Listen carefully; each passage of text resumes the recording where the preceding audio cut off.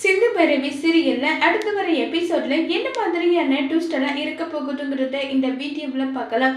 சிட்டு எல்லா உண்மையும் சொன்னதுக்கு அப்புறம் ஐயா நான் கேள்வி கேட்கலாமான்னு சொல்லிட்டு நல்ல புரணி போயிட்டு சிட்டு கிட்ட கேள்வி கேட்குறாங்க. ஏன் சிட்டு உன்னுடைய ஃப்ரெண்டுன்னு சொல்லிட்டு நீ சொல்ற, சிந்து எல்லா தப்பும் பண்ணதாகவும் நீ சொல்ற, சரி அது எல்லாமே நான் ஒத்துக்கிறேன், ஆனா கல்யாண தப்பவே இந்த விஷயத்த ஏமா சொல்லணும், அப்பயே சொல்ல வேண்டியது தானேன்னு சொல்லிட்டு கேட்குறாங்க.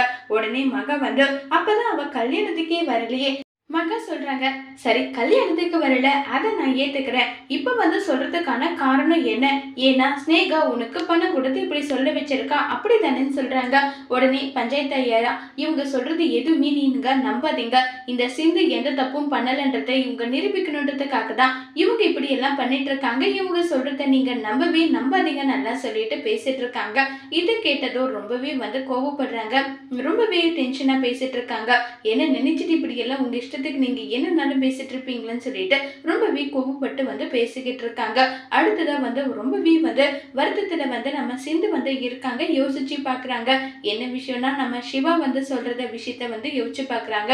ரொம்பவே வருத்தமா, இங்க பாரு சிந்து, நீ எல்லா விஷயத்தையும் சொன்னா நான் எந்த தப்பும் பண்ணலன்றது நிரூபணம் ஆயிடும், ஆனா அதை வச்சு நான் என்ன பண்ண முடியும், என்னுடைய பெரியம்மாவும் அதே மாதிரி உன்னுடைய அப்பா அம்மான்னு சொல்லிட்டு எல்லாருமே ரொம்ப வருத்தப்பட்டுட்டு இருப்பாங்க, ஒருவேளை அவங்களுக்கு ஏதாவது ஒண்ணு ஆயிடுச்சு, அதுக்கப்புறம் நான் நல்லவன்ற படத்தை மட்டும் வாங்கி நான் என்ன பண்ண முடியும் நீ நினைக்கிறேன், அதனால எனக்கு இதெல்லாம் வேண்டான்னு சொல்லிட்டு சிவா சொல்றாங்க. இதையும் சிந்து நினைச்சு பட்டுட்டு இருக்காங்க.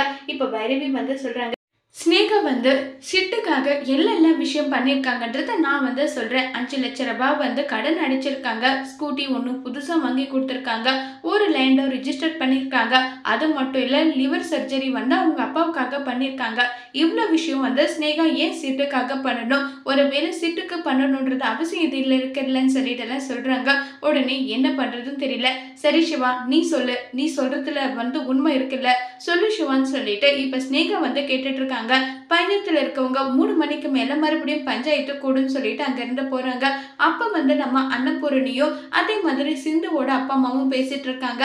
ஏன் சிவா அவ சொன்னது எல்லாமே பொய்யன் ஒரு வார்த்தை நீ ஏன் சொல்லல, ஒருவேளை அப்படி சொல்லாம சிந்து எந்த தப்பும் பண்ணிருக்க மாட்டா, ஒருவேளை அப்படி நடந்திருந்தா கண்டிப்பா எங்க உயிர் யாராவது ஒருத்தருக்கு போயிருக்கும் நல்லா பேசிட்டு இருக்காங்க. உடனே மகா டே சிவா வாடா எங்கன்னு சொல்லிட்டு கையை தரன்னு இழுத்துட்டு போயிட்டு ஸ்னேகா எப்படி எல்லாமோ எப்படியாவது உண்மை சொல்ல வைக்கணும்னு சொல்லிட்டு எவ்வளவு போராடிட்டு இருக்கா, வாயை மூடிட்டு நின்றுட்டு இருக்க, ஏன் நீ இப்ப கூட உன் பெரியம்மா பத்தி மட்டும் தான் நினைப்பியா, உன்னை பத்தி எவ்வளவு கேவலமா இந்த ஊர்ல இருக்கவங்க எல்லாம் பேசினாங்க, அவங்களோட வாயெல்லாம் மூட வைக்க வேண்டாமா, ஏண்டா இப்படியே அமைதியா இருக்குன்னு சொல்லி கேக்குறாங்க.